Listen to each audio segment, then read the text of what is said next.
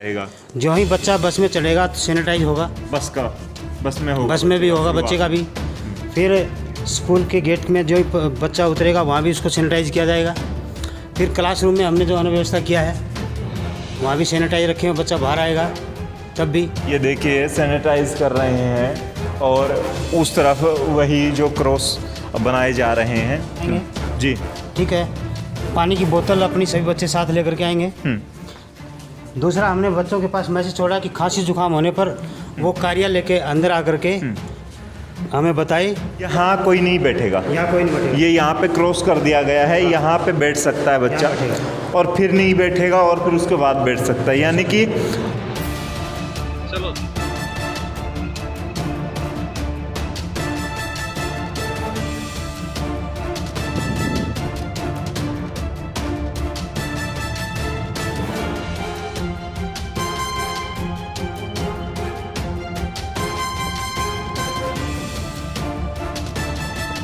नमस्कार, मैं हूं आपका दोस्त विनोद शर्मा और आज मैं आपके साथ स्कूल्स की बड़ी अपडेट लेकर आया हूं, क्योंकि सरकार ने फैसला लिया है कि 16 जुलाई से हर स्कूल खुलेगा। और बात करेंगे, आज हम ढिगावा के एक बड़े स्कूल में पहुंचे हैं जो कि काफ़ी वर्षों से यहाँ से शिक्षा की अलग जगह रहा है। तो स्कूल में पहुंचे हैं और चर्चा करेंगे यहाँ किस प्रकार की तैयारियाँ चल रही हैं और किस प्रकार से बच्चों को डील करेंगे। कोरोना से बचाना भी है और पढ़ाना भी है, तो उसको लेकर चलते हैं। आज दिखाते हैं स्कूल की कैसी तैयारियां चल रही हैं। और मैं स्कूल का नाम आपको बता दूं, ढिगावा का बड़ा स्कूल है आर्या सीनियर सेकेंडरी स्कूल। तो चलिए चलते हैं ऊपर, किस प्रकार की तैयारियां चल रही हैं मिलेंगे यहाँ के। और देखिए बड़ा अवसर है। और हाँ नमस्कार, वो इस प्रिंसिपल हमें मिल गए शुरुआत में ही। सर मैं बात करूँगा, बच्चे आने हैं 2 दिन बाद स्कूल में, ठीक है सर, किस प्रकार की तैयारियां चल रही हैं, किस प्रकार से चलते चलते आप मुझे दिखा भी सकते हैं, क्योंकि थोड़ी देर पहले मैंने आपसे फ़ोन पे चर्चा की थी तो आपने बताया था कि स्कूलों में कोविड को ध्यान में रखते हुए बच्चों को एंटर करवाया जाएगा। तो सर हमने सभी तैयारियां पूरी कर ली हैं। 18 अप्रैल से स्कूल बंद थे, उसके बाद से हमारे सभी रूम्स, क्योंकि इस दौरान आगे आ जाए टीम है, वो टीम सफाई में अच्छी तरह से लगी हुई है। सैनिटाइज कम्प्लीटली किया हुआ। जैसे ये इस रूम में देखो आप, अभी ये सफाई अब दिखा दें एक बार, सफाई का काम चल रहा है। और वो देखिए वो सामने क्या, आप सोशल डिस्टेंसिंग के लिए हमने एक रूम में केवल 12 से 15 बच्चे बैठाने की व्यवस्था किया है। अच्छा, ये मार्क किया जा रहा है, यानी कि ये देखिए जिस प्रकार से यहाँ कोई नहीं बैठेगा, यहाँ कोई नहीं बैठेगा, ये यहाँ पे क्रॉस कर दिया गया है, यहाँ पे बैठ सकता है बच्चा और फिर नहीं बैठेगा और फिर उसके बाद बैठ सकता है, यानी कि 50% के लिए जो सरकार ने सोशल डिस्टेंसिंग का पूरा ध्यान रखा है। हमने बच्चों के पास मैसेज भी छोड़ा है कि सभी बच्चे अपनी स्टेशनरी लेकर के आए, कोई बच्चा स्टेशनरी आपस में शेयर नहीं करेगा। अच्छा, वो आपने कुछ पॉइंट्स पेरेंट्स को भेजे हैं जी, तो उसको हमने मैसेज किया है। हाँ, क्या क्या आपने लिख के भेजा है, क्या तैयारियां बच्चे घर से करके आएंगे, वो सब आपने क्या मैसेज? बच्चे मास्क लगा करके आएंगे जी, ठीक है। पानी की बोतल अपनी सभी बच्चे क्या मैसेज? बच्चे मास्क लगा करके आएंगे जी, ठीक है। पानी की बोतल अपनी सभी बच्चे साथ लेकर के आएंगे।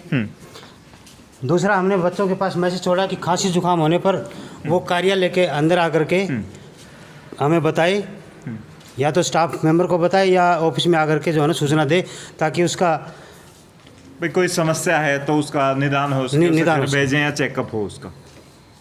और हमने सरकार के पूरे दिशा निर्देशों का जो है पालन करते हुए हमने, अब देखो इधर जी, इस रूम में भी कुछ ना कुछ चल रहा है, या आगे वाले रूम में जैसे इसमें भी अभी देखो ये सैनिटाइज के लिए भी आपने कुछ प्रयास किया? जी सर, लगे हुए हैं। अच्छा, ये देखिए सैनिटाइज कर रहे हैं और उस तरफ वही जो क्रॉस बनाए जा रहे हैं। राजवीर जी से बात करते रहेंगे, हम दिखाते रहेंगे कि स्कूल की तैयारियां किस प्रकार से चल रही हैं और बच्चे किस प्रकार से पहुंचेंगे तो वो सेफ रहेंगे। तो हमने अलग अलग जीने से सीढ़ियों से चढ़ने के लिए अलग अलग व्यवस्था किया है। ब्लॉक वाइज अलग अलग बच्चे जो है ना बैठेंगे और रूम्स अभी हमारे पास कंप्लीट हैं, ऐसी कोई समस्या नहीं आएगी बच्चों को बैठाने की। और सरकार ने अच्छा किया कि हरियाणा सरकार ने सबसे पहले यहाँ अपने स्कूल खोलने की व्यवस्था की है। जी। तो किस प्रकार से स्कूल की क्या दायित्व रहेगा इस दौरान, कैसे सर, जैसे आपने देखिए, सोशल डिस्टेंसिंग के लिए अलग अलग पैडियों से बच्चे हमारे आएंगे। पास पेरेंट्स भेजते हैं तो हम यही पूरी कोशिश करते हैं कि पेरेंट्स से ज़्यादा हम बच्चों को सुरक्षित रखें। और आप देख भी रहे हैं, आपने देखा भी है कि हमने पूरी तरह से सैनिटाइज किया है और सोशल डिस्टेंसिंग का भी पूरा ध्यान रखा है। राजवीर जी, मैं बात करूँ सामान्य दिनों से कितना महत्वपूर्ण और मुसीबत भरा रहेगा ये पल, क्योंकि बड़ी जिम्मेवारी है, बच्चों को पढ़ाना भी है और बीमारी से भी बचाना है, सेफ्टी भी रखनी। देखो सर, इसके लिए हमने स्टाफ मेंबर की अच्छी तरह से उनको प्रशिक्षण दे करके ये बताया गया है कि आपको उनको जिम्मेवारी अलग अलग दी गई है और हमने सभी स्टाफ मेंबर को वैक्सीनेशन का भी जो है ना काम पूरा करवा दिया, डोज लगवा दिया सभी को। अच्छा, ये हमने पहले ही स्टाफ मेंबर्स को कह दिया था कि सभी जो है ना वैक्सीनेशन अवश्य लें। और वही टीचर पढ़ाएगा या वही पढ़ाएंगे कर्मचारी यहाँ पे रहेगा जो जिन्होंने वैक्सीन जिन्होंने डोज लगवाया।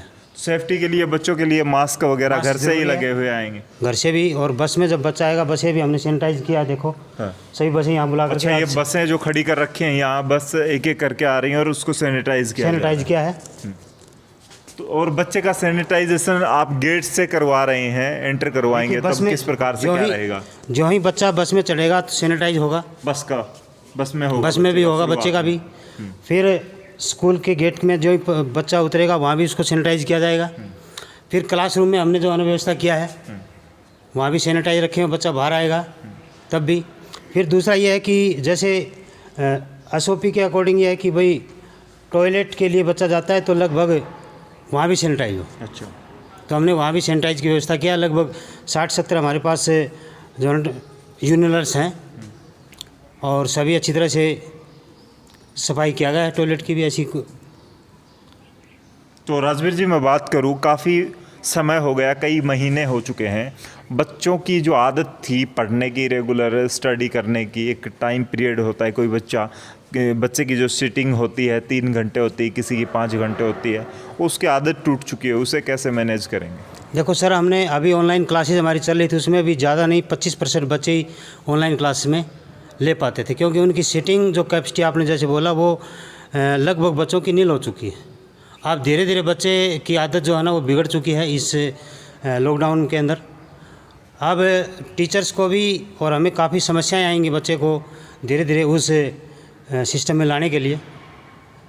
उनका होमवर्क कैसे कंप्लीट किया जाए इसके लिए भी हमें जो है ना बार बार सोचना पड़ेगा। उसके लिए हम टाइमिंग भी ये मानते हैं कि थोड़ा बहुत टीचर्स को अलग से प्रशिक्षण दे करके उनको किया जाए। मतलब कि टीचर को भी अब मेंटली प्रिपेयर होना पड़ेगा कि बच्चा इस तरीके से शायद बिगड़े हुए रूप में आए, क्योंकि उसकी आदतें बदल चुकी हैं। तो और कोई मैसेज आप बच्चों को देना चाहें या पेरेंट्स को देना चाहें? सर, पेरेंट्स को हम यही मैसेज देना चाहेंगे कि वो घर से बच्चे को मास्क और सैनिटाइज करके भेजें। पेरेंट्स की भी जिम्मेवारी बनती है कि यदि बच्चे को इस तरह की कोई बीमारी आती है तो वो ऑफिस के अंदर या स्कूल प्रशासन को इसके बारे में अवगत अवश्य ही करवाए। कितने मिनट का होगा? 5-7 काटियों में। अच्छा, इसमें ये बोल दूँ कि चलिए अब दिखावा के एक दूसरे स्कूल में ले चलते हैं आपको और वहाँ पे देखते हैं, जायजा लेते हैं वहाँ का। ना, इसमें पेरेंट्स का तो कुछ नहीं है।